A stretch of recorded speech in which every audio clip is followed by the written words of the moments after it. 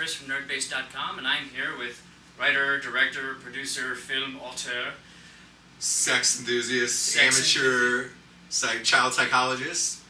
Oh. And I also do a little bit of amateur tattoo work on the side as well. Nice, nice. Ross Patterson.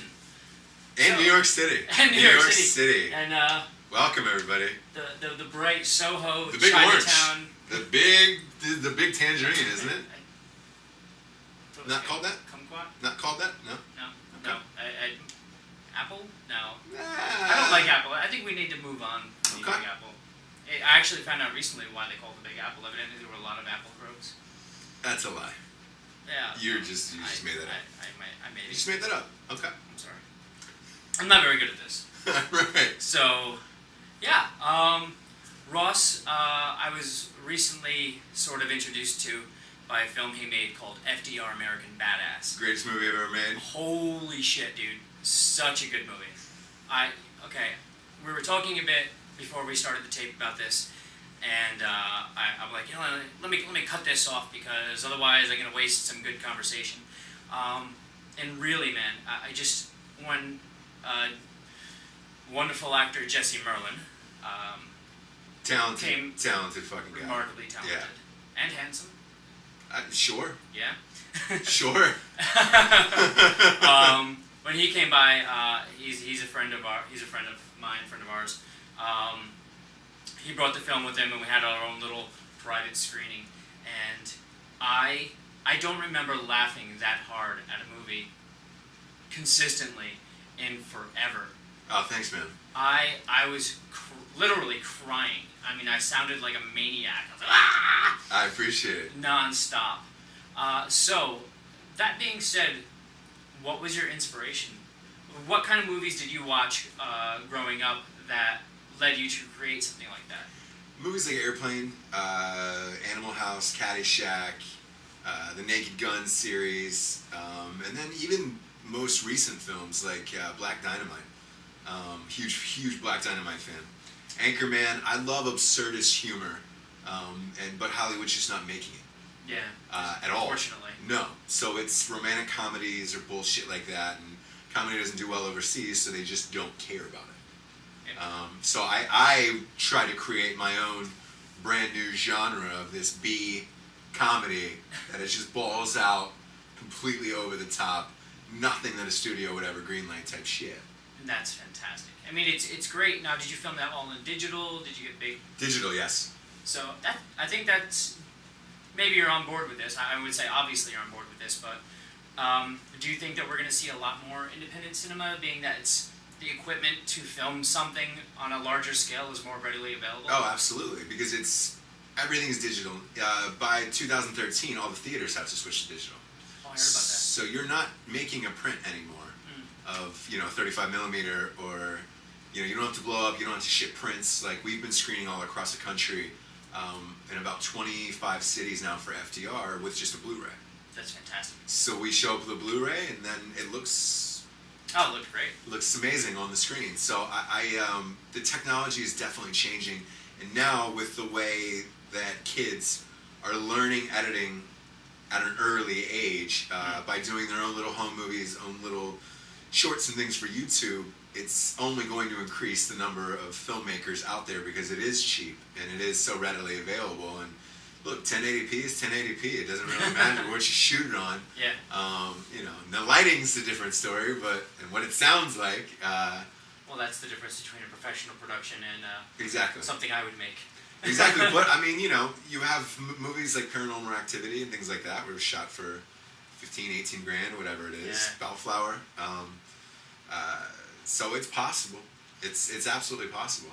How did you, now, another little plus that you had on your side with making that film and your other films is you obviously have a stable. I always, every time somebody has a stable, a director or producer, say, of actors that they work with, I always reference like James Cameron. Right. Who reused a lot of his favorite actors. I'm just David happy Lynch. that you name me with James Cameron. Because those of you who see my movies, I am no fucking James Cameron. No, I do. And it's a comfort level. Using the same actors is you're used to them what they're going to give you every single day. You know they're not going to blow takes. You know they're going to be on time. You know they're not going to bitch about makeup, wardrobe, hair, things like that. Like, and it is a certain comfort level. And I get why like Judd Apatow and those guys use the same people over and over again. It's easy when you go to set. You're not worried about somebody being a prima donna or shit not working or somebody not remembering their lines. Right. So yeah, using the same actors is super helpful. Plus, their strengths and weaknesses. So as a writer, I can write specifically for their own voice, right. Whereas I'm not trying to pair them up with some project where it's it wasn't written for them. Not a good fit. Yeah. Well, you do have an interesting stable. I'll give you that. Lynn It's Shay, out there. It is definitely out there. Yeah, Lynn Shay is awesome, and the Lynn funniest is thing awesome. is, Yeah. I always recognize her, but never will be erased from my memory. The first time I really noticed her as an actress, Right. Kingpin. Kingpin, yeah. And what's I'm crazy like, oh my is God, she's that's actually hilarious. a beautiful woman in real life. Like. Oh yeah, I mean that's Yeah, but all you think about is yeah. Such a hilarious. But she's a fantastic actress. It's actually funny because her role is what I remember more than anything else in that movie. Oh, it's Eleanor. Yeah. Yeah, I mean, I just now remembered the part with. See, I'm remembering her name. I'm not even remembering the big actor's name who played the Amish kid. Oh my God. Played the Amish kid in. The Amish guy in Kingpin. Oh, Randy Quaid. Randy Quaid, Yes. the scene with the nipples. Yes. That comes out. Like, I just now remembered that, and that was their big selling point when they'd have the preview on TV and in theaters. Him turning around and he's seeing these big nipples. That part of just completely gone from my brain. Right. But I'll always remember Woody Harrelson like fixing his rearview mirror. All of a sudden he's Yeah. Always, I lost it. I still lose it every time I watch that movie and I see that scene. It's so great. So you have Lin Shaye, you have Kevin Sorbo. Kay Sorbs is one of our favorites. He's one of our favorites. Shocking, Yeah, how did you hook up with him? Our first movie, Pool Boy Drowning Out the Fury, he was the lead in. Oh, okay. So he was so fucking funny in that. His comedic timing is unbelievable. I mean, that guy just does not miss. So he was so good in Pool Boy. Towards the end of the Pool Boy shoot, I asked him, I was like, if you could play anybody in a movie, who would it be? And he was like, I don't know, Abraham Lincoln? So I was like, awesome. I will find a way to get you in something as Abraham Lincoln. That's brilliant. So I put him in FDR as that. But I didn't know Sorbo was that funny. Like, it's great. And he crushes in FDR. He kills it in Pool Boy, too. I gotta see it. Pool Boy Drowning, he murders it in Pool Boy Drowning Out the Fury. And murders it. Fantastic. Yeah. Then you have Barry Bostwick. Barry, yeah. That was my first time working with Barry. God Oh, damn. I mean, he carried that movie on his shoulders, FDR. Oh, I mean, well, I've met Barry more than several times, having done Rocky Horror on and off for about 20 years. Right. It's how I met Jesse. And he's always been fantastically nice, fantastically kind, willing to do just about anything. Super accommodating. Extremely accommodating, and just such a funny guy, too. Yeah. And he's just, weird. He has his own little idiosyncrasies, but he does, he's but a great guy. Every time we've met him, we hung out with him. We've done we did a Rocky Horror show years ago. That was for charity. Gotcha. And he showed up, and he I remember it was an auction off, or he was just giving it out, but he had a pair of his underwear. That Oh, he really? signed. My buddy Larry has it framed in his house. Barry Bostwick's underwear. That's hilarious. Yeah. So yeah, he was great. And how did you meet up with him? Was it just a casting call situation? Did you seek him out? Yeah, it was casting. Look at how unprofessional he is with the fucking phones on. Yeah, that was casting. That's all right. Okay. That was casting. I mean, we had to find FDR, so we needed an actor in their 60s who resembled FDR. So it narrowed the search down quite a bit. Like, we got about 3. It was down to about 3, and the casting directors were like, "I promise Bostwick will kill this." Who were the other two? Creed from The Office.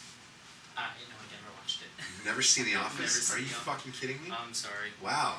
That's crazy. I've never met anybody who's not seen at least one episode of The Office. I've seen parts of episodes. You know, it's that style of comedy I just... The documentary format you're not a fan of? I liked it in Arrested Development.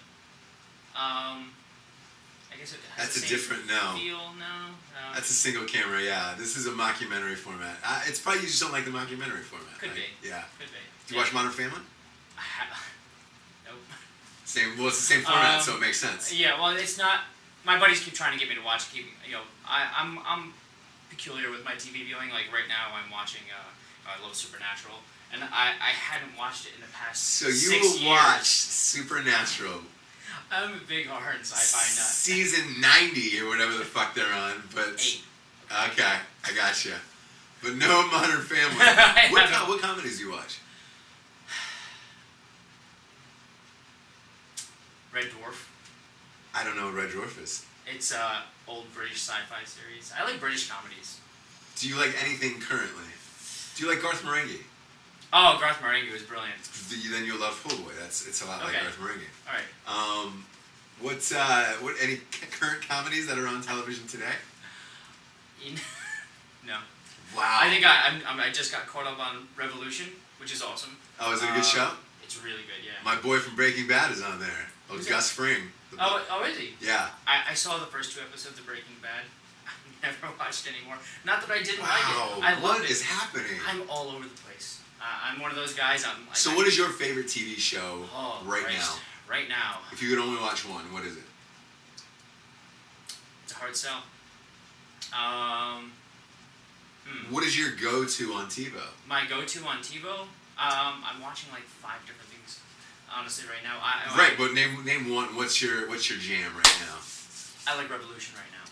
That's your favorite? Okay. Currently, I'm very invested in that show. I have it TiVo right now. So when I get finished this world tour from FDR and everything, I'm gonna watch Revolution because the guy from Breaking Bad is one of the leads. Yeah, I'm very horror sci-fi oriented. Like with comedies, I don't even watch a lot of comedy movies. I mean, I do. I watch all the classics. You know, I've seen Airplane. Obviously, Sure. I love your movies. I like more cult films and odd sort of things. I have an article on the website that I write called Movies You May Have Missed, where, speaking of James Cameron, I just reviewed Battle Beyond the Stars from 1983 that had the dude who played John Boy Walton was the lead, and the ship with huge knockers, which was just really odd. But James Cameron actually did. Will tear your face off. I'm waiting. It is, because it is sci-fi weird. It's a lot, like, Garth Marenghi is what it's been compared to a lot. Like, that's, Nice. Yeah. Nice. So, yeah, I know. I intend to watch a lot more of the comedies on TV. I just, Big Bang Theory. Okay. I've watched the first 3 seasons of that. I got you. All right. So there's something, yeah. I have a very hard time watching TV when it airs. If it's not on Hulu or Netflix, I'll never get to it. Gotcha. You know, there are a few exceptions, like Doctor Who. You know, I'll make sure that I'm there for that. Walking Dead, fantastic. Right. Gosh, what else? You know, the Red Dwarf just started a new series too. That's something you might like. It's started in 1987. I think it was. It was a British. Is that on Netflix? It was on Netflix. They took it down. Oh, really? They took it down. God knows why. It's a huge franchise. Well, Netflix has to pay every 2 years, so. Well, you know what the thing is? They had the new series coming out. Right. I think they said it's like the final series. It's called Red Dwarf X, and they haven't made it in 10, 15 years. There hasn't been an episode of it in 10, 15 years. Shit. They're just bringing it back. Kind of like what they did with Doctor Who. There was no new episodes of Doctor Who since the 1996 TV movie. Right. So it hadn't been on the air since the early 90s. And they just brought it back in 2005, and boom, hit it out of the park. Right. I think they're trying that with Red Dwarf, but the difference is that all the guys are old and they're using the original cast members. So it's going to be a little more difficult for people to jump into. You not have some sassy, flashy, younger guy running around doing Red Dwarf jokes. It's not the same as in that respect. But it's a lot of fun. It's really good, and the writing on it is spot on. It's traditional Brit humor. Okay. You know, I mean, Young Ones, Monty Python, that just sort of, I I don't want to call it dry humor, but it's very stereotypical British humor. Sure. So that's the comedy. That Very subtle, I gotcha. Yeah. Well, they're not really subtle. I mean, there's one guy who's just like a. She's gonna have to watch it. I don't know. I'll watch it. This is one of those times when I try to tell a story. I'm fucking sold. I'm into it. And yeah, I'm into it. I just get embarrassed myself. I'm like, man, I'm trying to do this interview and bound to be good. And I look like a dork now. I'm gonna cry in your bathroom for a minute. So now, most importantly, let's not talk about your past films already. Without moving on too fast. FDR American Badass is for sale on Amazon.com. Buy it now. Like, shut this video off. Buy it now. Buy that shit. And also buy at least a 12-pack of Depends and wear them while you watch it, because you will guaranteed piss your pants. And if you have anybody else in the room with you, it'll be really embarrassing. Unless, like, you're into golden showers and the people that you're with are into that too. And then it's a completely different scene, and I don't want to hear about it.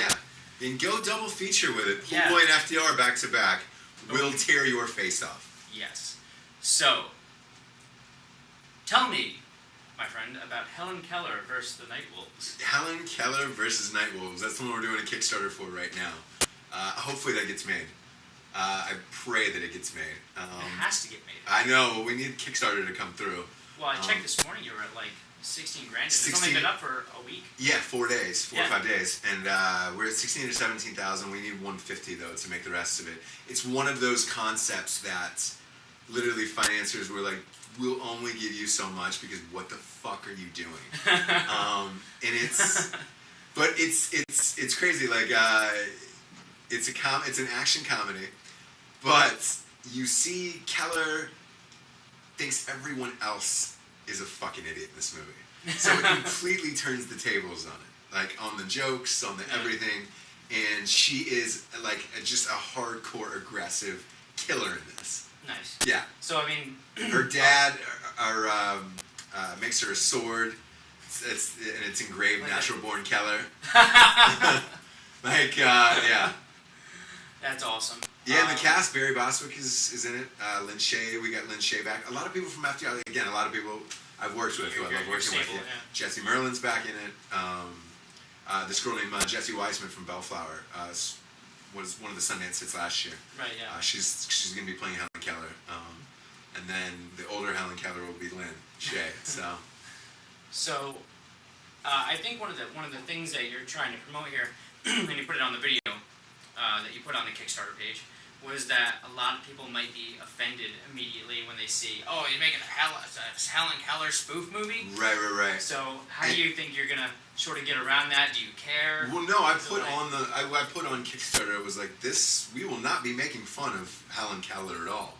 Instead, we're going to be celebrating her life as a glorious warrior. And that's what the movie is.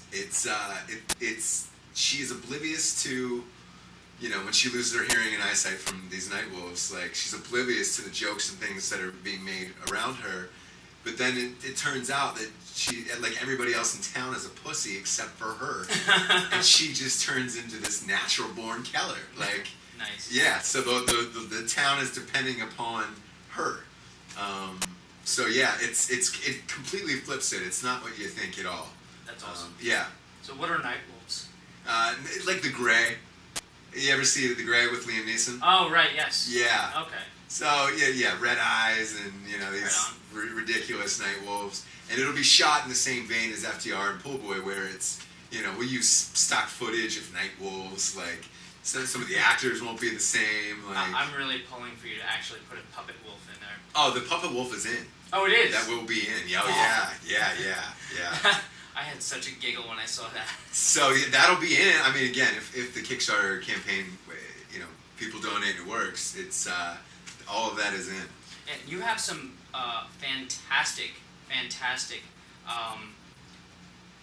add-ons or bonuses, or what do you call them? Yeah. Giveaways. Giveaways for the Kickstarter. Donation. Yeah. Though my favorite one was the In Memoriam page, which I saw already sold. That was one of the first sellers. Was it really? Yeah, surprisingly. Oh, brilliant. Yes, for $7,500, you could donate. $7,500 and then get an In Memoriam picture at the end of the movie and dedicate it to anybody you wanted.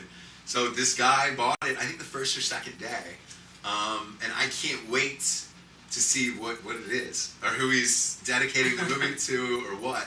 And I got 2 emails from people when the page first started, asking if they could dedicate the movie to their dick if they bought it. I'm not kidding. And we said yeah. They didn't end up doing it. Somebody else bought it before them, but I can't wait to see what it is. Like I'm just kind of I'd be a little wary of one of the giveaways that you had on there where you, with the picture, yeah, you have a picture and you said dick pics are okay, and I'm just they are. Oh, if you man, see you're gonna have like Boy, a whole wall, like a wanted poster of just like a bunch of wieners. A bunch of dick pics, yeah. I'm still I'm an old school. I still think seeing dicks in movies is hilarious to me. Well, you saw, what was that movie? Pool Boy used a lot of dicks. The Elvis takeoff that John C. Reilly did. Or not Elvis. Oh, yes, Walk Hard. Walk Hard. The one brilliant. scene where he's on at the edge of the bed and you're just like... The dude's dick is just right there. Hey, man, have you seen my sandals? Or whatever it is? Yeah. Love Walk Hard, by the way. Huge that was a great... Oh, there's a comedy that I watched. Yeah. love Walk Hard. So, great, man. It sounds really, really awesome. Oh, another fantastic thing. And this is one of the things that the internet, if nothing else, is an engine for the ego. And we all know this. Look how popular Facebook, Twitter, all these things are, where people just be like, oh, I can tell everybody exactly what I'm doing, and everybody wants to hear it and see it, and everybody wants to see pictures of me, and blah, blah, blah. Yeah. You know? So, one of the giveaways that you have is a speaking role in the movie. Yeah. I know 3, I think 3 or 4 of them have been sold already. Yeah. I offer 30 speaking roles at 2 lines a piece. And the beauty of it is I offer them so that they will not be cut from the movie. So, usually, typically you do a movie and it's up to the director and whatever they, cut is what they cut, but these people will not be cut from the movie. How are you planning on doing that? 30 people is a lot. There's a diner scene. Ah. There's a huge diner scene where Helen walks in.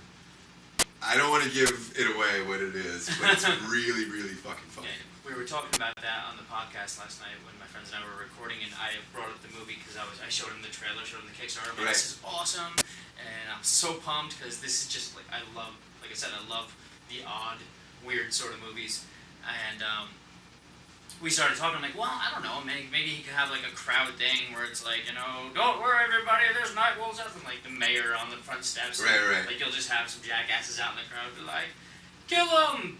Hit him in the butt. Yeah, 2 lines, done. Yeah. It's sort of similar. They have 2 lines, but they're all really funny, and it's all awesome. In this diner. It's a bunch of townspeople who were afraid of the Nightwolves, so they're hiding out in this diner, and then Helen walks in. Yeah, it's really, really great. That sounds awesome. Yeah. Well, I'm very excited, and I mean that's enough. Yeah, no, I think we're good. That's it. I think your excitement now, we're fully funded for it's Kickstarter. Vital. I mean, if you're excited, if whoever's watching this sees me out in the street, just come up to me and ask me to show you how excited I am. Just, I can't be held liable for any injuries that would incur. No. Not at all. But, yeah, man. Ross, thank you so much for Dude, thank you for taking the time. I appreciate it.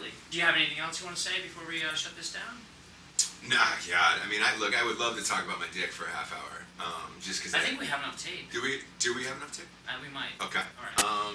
So let's talk about it. And when I was born, I'm kidding. No, I think we're good. All right, man. Yeah, we've got this. FDR is out. American Badass is out. Pool Boy Drowning Out the Fury is out for sale. And then Darnell Dawkins' Mouth Guitar Legend will be out in March. And please donate to Kickstarter so Helen Keller Vs Nightwolves can get made. It'll be the greatest cinematic experience of all time. Right above this video on the blog will be the Kickstarter link. Boom! So you go right up there above this video. There's a little link. You take your little mousey, and then you get your wallet out and your credit card, debit card, whatever. I mean, you can just send them. Where can they send cash to? They cannot send cash. No, it is all through Kickstarter. Can they send cash anyway? Yeah, that would be illegal. Yeah. Send cash to my house. Just do it. Just drop off a Wells Fargo bag on my doorstep. That's all you gotta do. Yeah. It's not difficult, man. So thanks, man. Look, and plus, if all the Helen Keller jokes you told as a child, if you donate money, you're not going to go to hell for it now. Yeah. So there you go. It's absolution. Yeah. You get complete absolution for being a terrible. God's going to forgive you for this. Yeah. All right, it's a pleasure. Indeed. Thanks so much.